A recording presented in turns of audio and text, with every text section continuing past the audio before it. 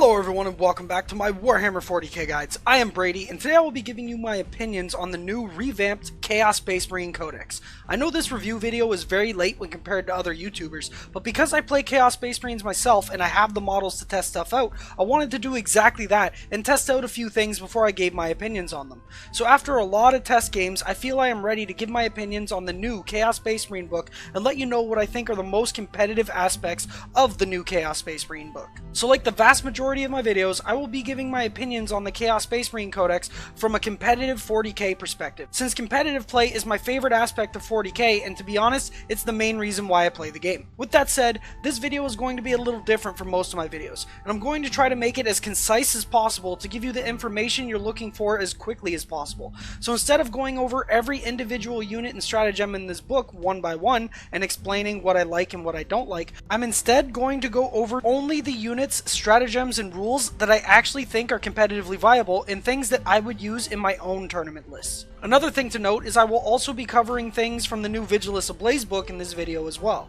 since the stratagems and formations from that book go hand in hand with a lot of the new Chaos Space Marine stuff. So with all that exposition out of the way, let's not waste any more of your time and let's just jump right into it. So let's start out with the units, and while I'm talking about the units, I'm also going to be going over stratagems and combos and things you can be doing with these units. So I'm basically putting everything all together instead of going over everything one by one. So let's start out with the big one, Abaddon The Despoiler.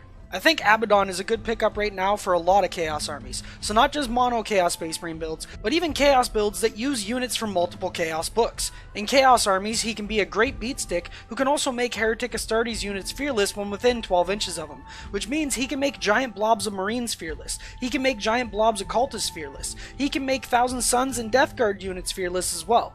And in Black Legion armies, he's basically a mini Chaos Guilliman. He hits like a truck in close combat and provides full rerolls of hits for friendly Black Legion units. And when I say full rerolls, I mean full rerolls of hits, because the new wording on his ability states you can reroll hit rolls for friendly Black Legion. This makes his reroll aura similar to Call from Admech in the sense that even if your unit is shooting at something that's -1 to hit, or if your unit moved with a heavy weapon, you can actually reroll their natural hits that would count as misses because of the modifiers.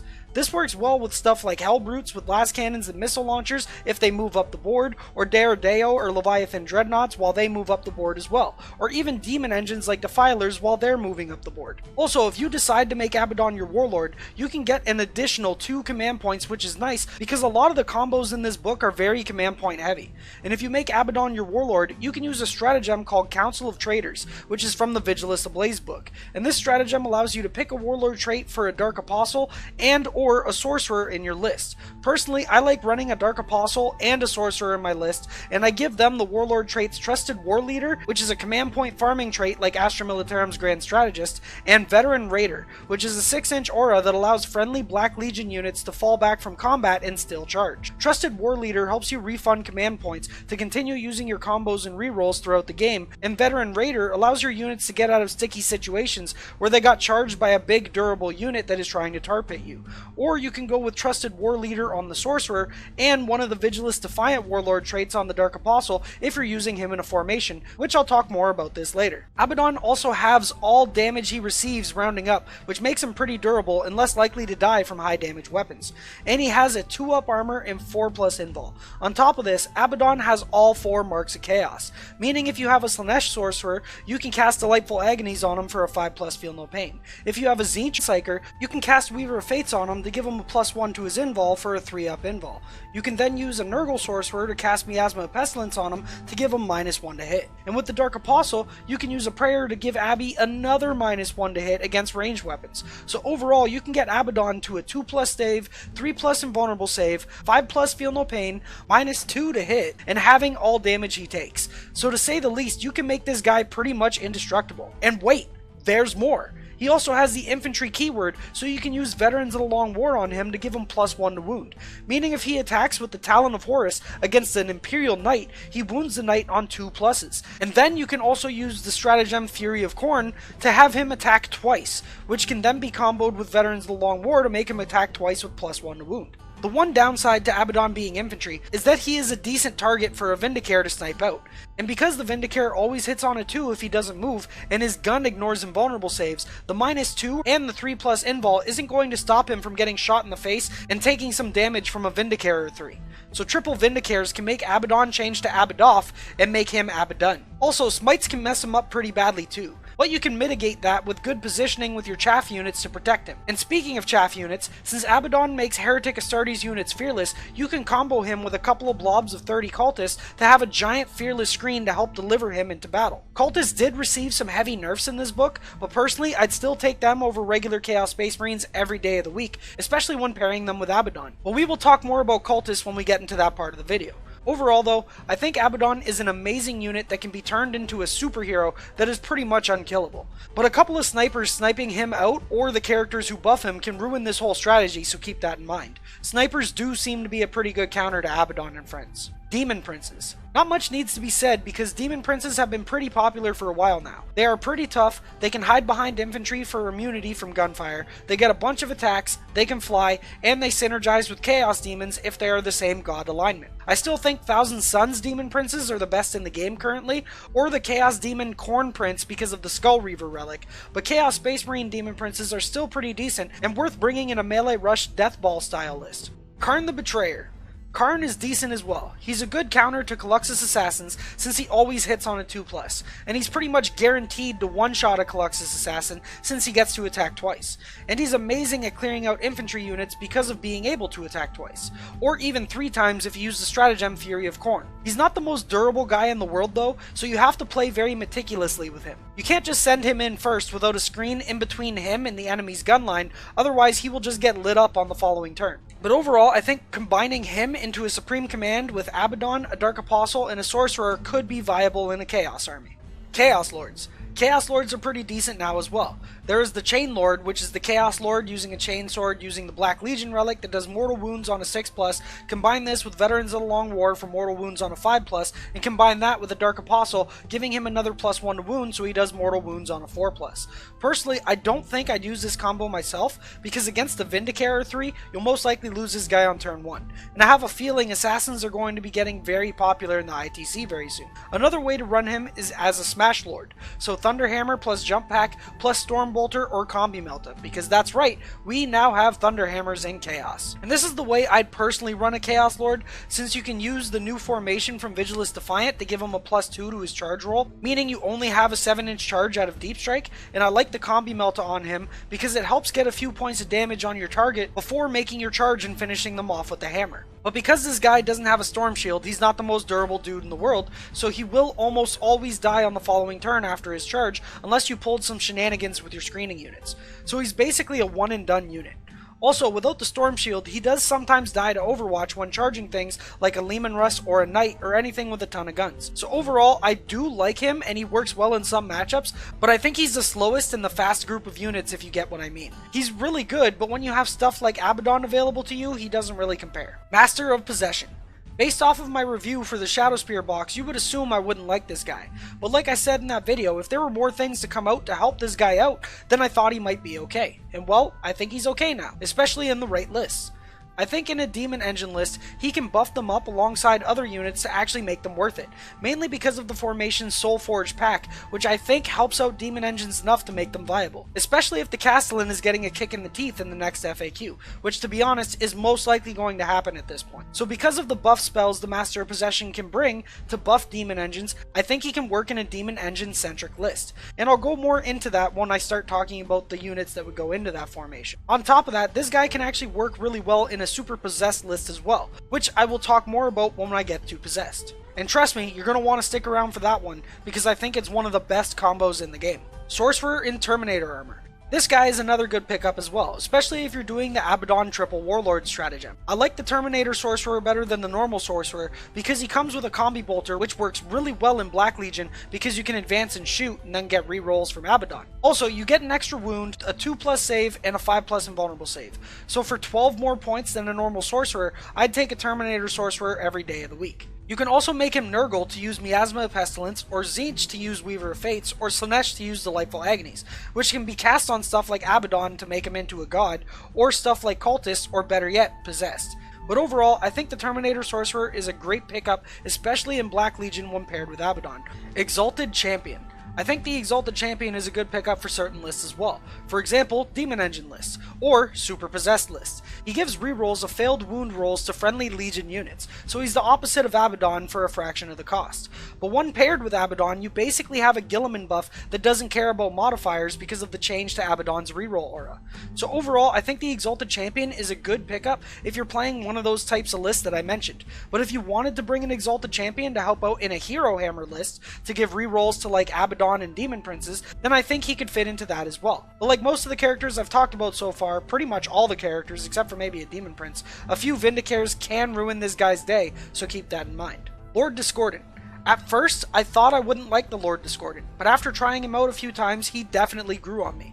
Personally, I don't think the Demon Engine list is my favorite list you can make from the units in this book, but I still think it's viable, and I think the Lord Discordant helps with that.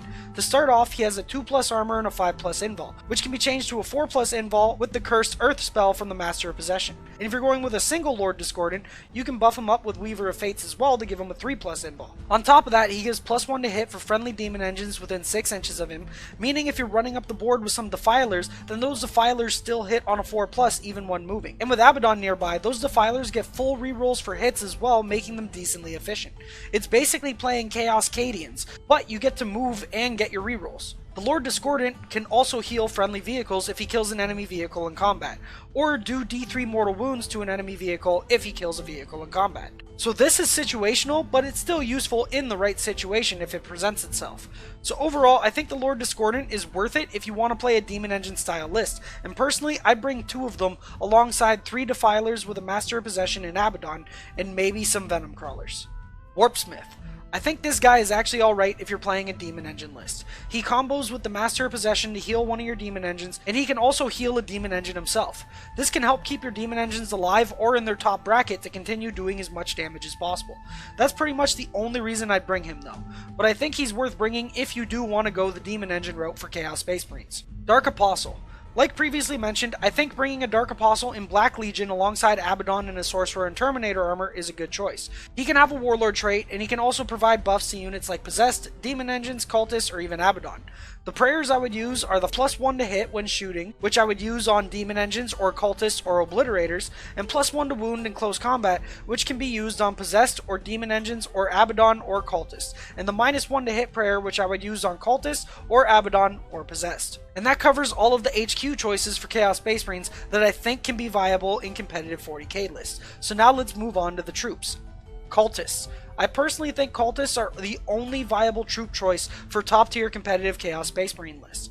Even with the constant nerfs, I still think the Cultists just offer so much and have so many good ways to use them that they still outshine regular Chaos Space Marines, which is actually kinda sad when you think about it. Even at 5 points per model, even without Legion traits, and even with only 30-man blobs, I still think they are worth it. But only if you bring them in Black Legion with Abaddon to make them fearless. I'll go over this more in a separate video because there is honestly a ton to talk about when it comes to Cultists versus Chaos Space Marines and Black Legion versus Red Corsairs, and which is the better choice. So I'm actually going to leave that discussion for a separate video since that discussion alone will be around 10 to 15 minutes judging by my script. So if you want to know why I still like Cultists better than Chaos Space Marines as the go-to troops choice, and why I like Black Legion over Red Corsairs as the main command point gaining detachment, then look out for that video to be released within a few days after this video drops. But for now, just take my word on it that I really believe Cultists are the better choice and Black Legion is the better Legion to go with. Chaos Terminators. I actually like the new Terminators and think they can have a place in competitive lists. You can get them as cheap as 29 points a model if you bring them with chain axes, which in my opinion is the way to go. You make them Slanesh and deep strike them in and get 40 shots, re-rolling because of Abaddon if you place them near him, which can easily be done because they are Terminators and get rapid fire at 24 inches, and with Endless Cacophony they can shoot twice for 80 shots re-rolling all hits. And of course you can add buffs in there as well, like spells like Prescience, the Apostle buffs, or even Veterans of the Long War for +1 to wound, combined with Endless Cacophony to shoot twice with +1 to wound. So I don't think of Chaos Terminators as melee units, although they aren't bad in melee either, but I think of them more of a shooting unit, and for me that's how I would use them. You can also buff them to all hell if you use the stratagem to make them gain every chaos mark, and then unload a bunch of buffs onto them like I mentioned with Abaddon earlier. Personally, I don't think that's the way to go about using them. I would just use them as Slanesh and do the little combo I talked about, but I mean that option is still available if you wanted to try it out. But there are better units to do that combo with. Speaking of which, Possessed. Alright, now I know I bashed on Possessed in my Shadowspear review, but again, like I said in that video, I was hoping that more stuff would come out for these guys to make them decent, and sure enough, it did. And it made them way more than decent. And you can now basically turn a unit of Possessed into an unstoppable rampaging force that will just chew through your opponent's entire army. So for this combo, you take 20 Possessed, a Master of Possession, 3 Sorcerers, an Exalted Champion, and 3 Dark Apostles, and the rest of the list is up to you essentially. You make the detachment therein into the Demonkin Ritualist formation. This formation has a Warlord trait that makes a friendly Demonkin Ritualist unit cause mortal wounds on wound rolls of 6+ if they are within 6 inches of the Warlord. And in this instance, you give this Warlord trait to one of the Dark Apostles, so now your 20 Possessed cause mortal wounds on wound rolls of 6+. You also don't give a mark to the 20 Possessed. This way you can use the Stratagem to give them all 4 marks of chaos. And then you super buff them to have a 3+ invul between Cursed Earth, Weaver of Fates, -2 to hit because of Miasma of Pestilence, and a prayer from the Dark Apostle, and then they can have a 5+ Feel No Pain because of Delightful Agonies, so the squad is pretty durable to say the least. On top of that, you can give them +1 to hit from Prescience, so now they hit on 2s. You can cast Mutated Invigoration on them that allows them to re-roll the amount of attacks they get. You can use Veterans of the Long War on them to give them +1 to wound, and then a Dark Apostle prayer for another +1 to wound. You can then warp time them to get them up into combat faster, and then you can activate the stratagem from the formation that gives them +1 attack and +1 strength, and then you can use Fury of Khorne to make them attack twice, all while re-rolling wound rolls because of the Exalted Champion. So let's go over that again just in case you guys missed that. With all the buffs you give them, they have -2 to hit, a 3+ invul, a 5+ Feel No Pain, +1 to hit, +2 to wound, they re-roll their random number of attacks, they can move twice, they get +1 attack and +1 strength, they re-roll wound rolls, and they cause mortal wounds on wound rolls of 6+ because of the Warlord trait, and they can attack twice. This unit, when buffed like this, will murder anything you will see on the table in a tournament, and it will be durable enough afterwards that the opponent will have a very hard time retaliating unless they are spamming psychic spells, which can be denied by your psychers, or spamming auto-hitting weapons like flamers, which can be screened out by a bunch of fearless cultists, or spamming Dark Reapers. This strategy does have downsides though. If you fail some of your spells, then the unit isn't nearly as durable, and if you don't get first turn, you can't overbuff them, and if your opponent has long-range guns that can see them, or stuff like mortars or basilisks that don't need line of sight, then your unit will start dying quickly and not have the same impact it would have otherwise had. Also, like mentioned earlier, Vindicares can ruin this strategy as well because they can snipe out all of the characters who buff them, so eventually you're stuck with just a regular unit of Possessed, which when they aren't buffed like this, they're just kind of meh. But if you can hide the unit on turn 1, and your opponent doesn't have any guns that can shoot units it can't see, and if they don't have 3 Vindicares, you should be okay even if a couple of your spells don't go off. And when I say okay, I mean more than okay, because this unit will just run through the enemy army. But overall, I think this is the strongest combo in the game by far, but it does have good counters, mainly losing first turn or going up against a bunch of snipers. With that said, please do not use this combo in casual games. You will destroy people and make them regret playing 40k. Keep this combo for tournament play or tournament practice only, because honestly this combo is broken as shit, and if your opponent doesn't have the exact list to counter it, they're not going to have a fun time. Helbrutes. It kind of feels like a downgrade now talking about anything that isn't the Possessed combo, but I'll try my best. Helbrutes are decent if you bring them with Twin Last Cannon and Missile Launcher because of the Fire Frenzy strat that makes them shoot twice at the nearest target. And if you bring them in Black Legion, they are great to walk up the board with Abaddon because they can reroll any hit rolls, making them decently efficient. And that's it for elite choices. And from here we would move on to fast attack, but to be truthful, I don't like any of the fast attack choices, so let's move on to heavy support. Havocs. I think Havocs can work in the right list, but I don't think they are nearly as good as a lot of people initially thought they were. The only loadout I'd take on them is 4 Reaper chain guns.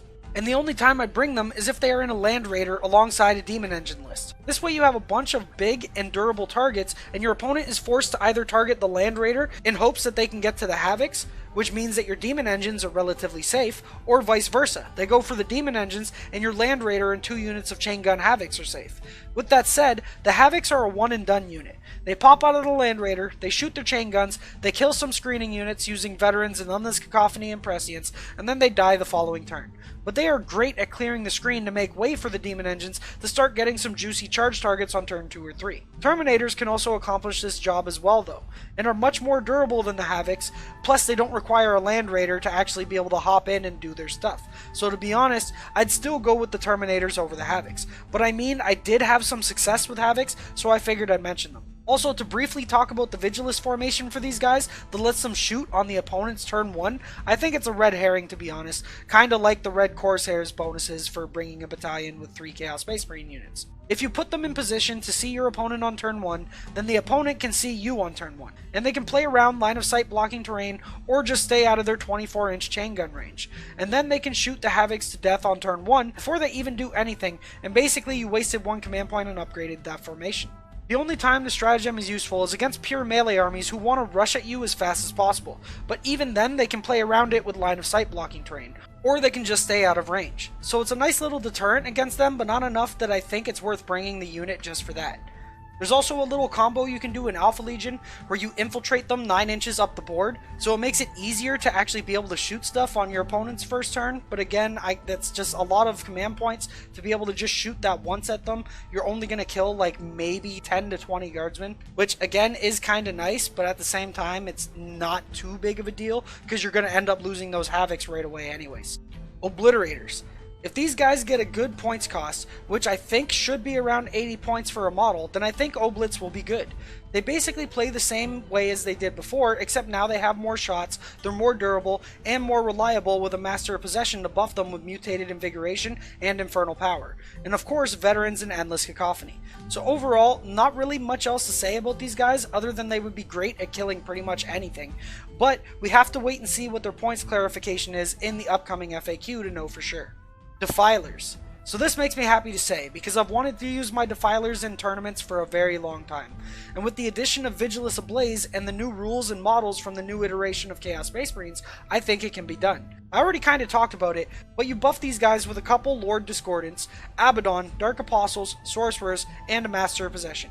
You can have 2 of them shoot at 3+ with the Lord Discordant nearby, and you give one of them Prescience, and you have the other one get a prayer from the Dark Apostle for +1 to hit, and then of course they reroll because of Abaddon, so they can be pretty deadly that way. You can also use them in the Soul Forged pack formation, where you have the Stratagem to advance and charge a Demon Engine, and another Stratagem to count a Demon Engine as being on its top bracket when it comes to its wound chart, kind of like the Stratagem Imperial Knights have.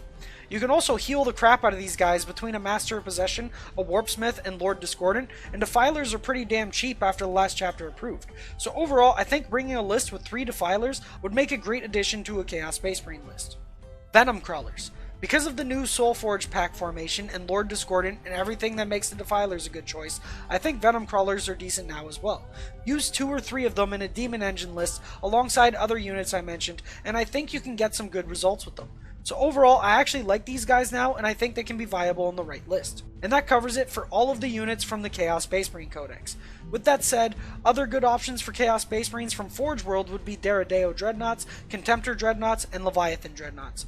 And now that covers all of the units that I think could be viable in Chaos Space Marines. Now this is the part where I would go over Warlord traits and spells and prayers, but I kind of already did that throughout the video when talking about all the different units and combos you can do with them, so I'm going to skip that part. As for the legions and legion traits and which legion I think is the best, I'm planning on updating my video which Chaos Space Marine legion is the best for competitive play, so I will talk about that topic in that video. But if you listened closely to a lot of the things I said in this video, you can probably guess which legion I currently think is the best for competitive play. But again, I'll make a video about it very soon. I also mentioned that I would talk about the Vigilus formations that I liked, so let's talk about that real quick as well. Soulforged pack and Demonkin Ritualist are by far the best formations in the book in my opinion. And the Cult of the Damned works really well in the right list as well. I think that formation actually goes really well when combined with the Demonkin Ritualist formation, since it helps you get your super combo off. But other than those three, I don't really think any of the formations in Vigilus Ablaze are worth building a list around for competitive play. So anyways, that's going to be it for this video. If you enjoyed it, don't forget to leave a like and subscribe if you haven't already. And also, if you enjoy the channel enough and want to help support the channel so I can continue making videos like this, then consider making a pledge on Patreon. The money I make through Patreon allows me to spend more time practicing and testing things out like I did for this video. It also allows me to purchase new rulebooks as they come out so I can get you this type of information as quickly as possible. Without Patreon, the channel would not be where it's at today. So if you enjoy the channel enough, then consider making a pledge on Patreon to help me and my channel out. You can pledge for as little as $2 a month, and if you want to go a bit further, you can make a pledge for $5 a month, which will give you exclusive access to the Almost Pro Gaming Discord server, where you can talk with either myself or other patrons about 40k. We have great conversations about the game, and the Discord and people in it are really chill, so come check it out if you are interested. Also, thanks to all of my current patrons. Without you guys and gals, the channel would not be where it's at today, so I know I say it a lot, but I honestly can't thank you all enough. You mean the world to me, and I'm glad you've helped me get to where I'm at. So again, thank you all, I love you all. With that said, thank you all for watching the video, I hope you all enjoyed it, and I will see you in the next one. Happy wargaming.